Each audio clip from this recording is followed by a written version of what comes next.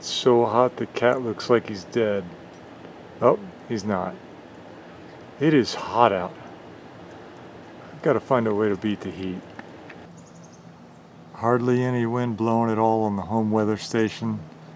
It's in the 90s right now. It is a hot day. Wonder how hot it is in the shed of science.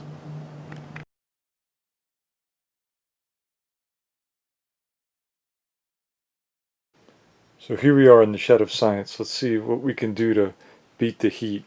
First, let's see how hot it is in here. So I've got a few different temperature sensors hanging up.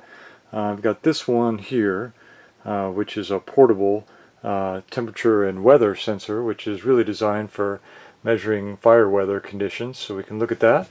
And then I've got a couple of temperature probes hanging here that are connected to an interface down below. And you can see right now it's almost 39 Celsius on those probes, which is about 102 Fahrenheit.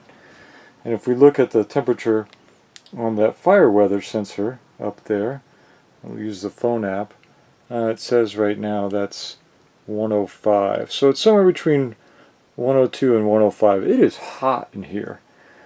I wonder if we can find a way to beat the heat. Let's do some experimenting.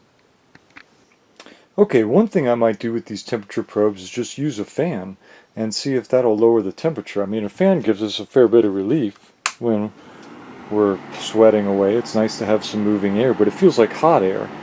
So let's just see if that makes a difference. So those two temperature probes right now read 39.2.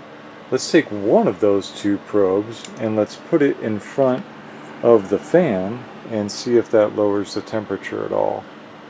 I'm not seeing the temperature change. I feel like we're just blowing hot air on it. There's something else we can do to lower the temperature, and well, maybe that one dropped a little bit. Essentially the same. Think about what your body does when you're really hot. It sweats, and the sweat is your body's way of helping to regulate the temperature through evaporation. So what we're going to do here is a little experiment where we're going to take one of these temperature probes and we're going to soak the end of it with water that's at room temperature, and then see if evaporating that water off there will lower the temperature of that probe through what's called evaporative cooling. So let's take a look at that. Okay, so we've got our two temperature probes. We've got the one up here hanging from the device, and you can see it in the camera right there. And then I've got this one, and I just wrapped some gauze on it.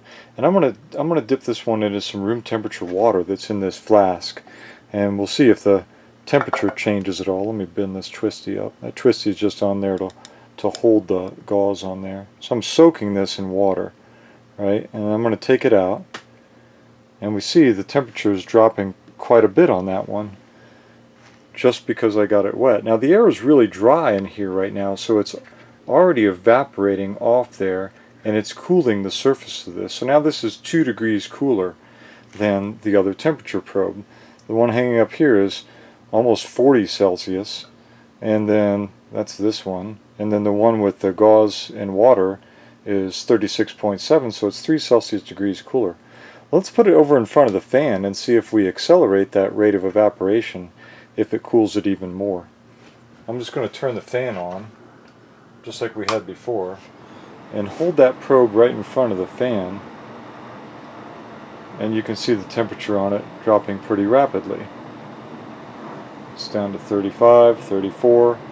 So what's happening here? I've taken a water-soaked piece of gauze and put it on that temperature probe, and then I'm moving air over it, and the temperature of that probe is dropping pretty dramatically. Remember, when I just put the probe by itself in front of the fan, it didn't get cooler. It was the same temperature. It was almost 40 Celsius. It's hot in here, folks. It's like 103 degrees. I can tell you it's very uncomfortable. The air temperature is 39.6, 39.7 Celsius, so that's 103. But the temperature probe that is in the fan over here, let me see if I can rotate the camera around to show that to you. That's much cooler. That's down to 28 Celsius. Let me get the tripod going here. Apologies for the lame videography. So over here, I've just got that probe right in front of the fan. Let me zoom out a little bit. And it's just held in front of the fan. The fan's blowing air on it, and so it's evaporating the water on it. And you can see that it's down to 27 Celsius. So that's almost becoming tolerable. 26.8. I wonder if I turn the fan speed up, it'll cool it even more. So now I'm moving a lot of air over it. Sooner or later that's going to dry out and there won't be any water left to evaporate. 26,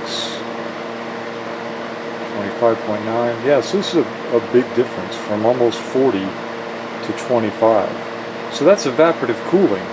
That's just cooling off because the air moving over the temperature probe is evaporating the water.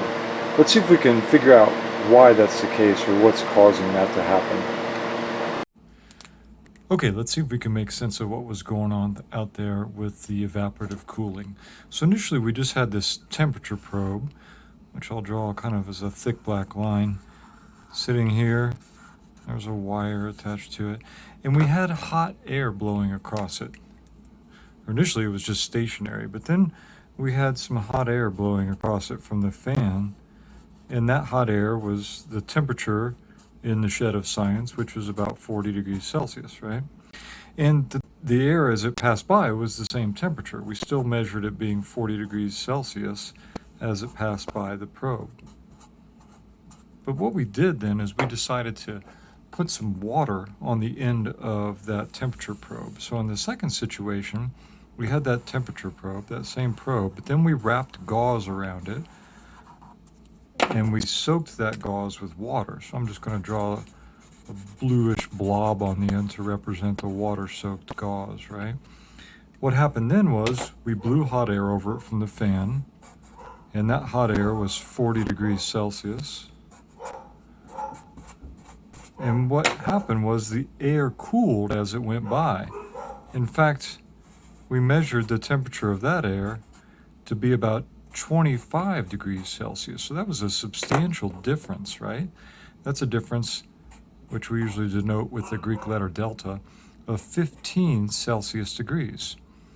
Okay, that's quite a bit of difference. So what was going on? Well, we talked about evaporative cooling and the fact that in order for this water to evaporate, it had to use some of the energy that's in this 40 degrees Celsius air. And when the water is evaporating, it's going from the liquid state here into the gaseous state. So now there's water vapor in the air as it passes by. That heat that was taken out of the air and added into the water to get it to vaporize is called the latent heat of vaporization. That's a big term, latent heat of vaporization. Now, latent just means hidden. So all this word latent means is hidden. And it just means that there's heat inside the air.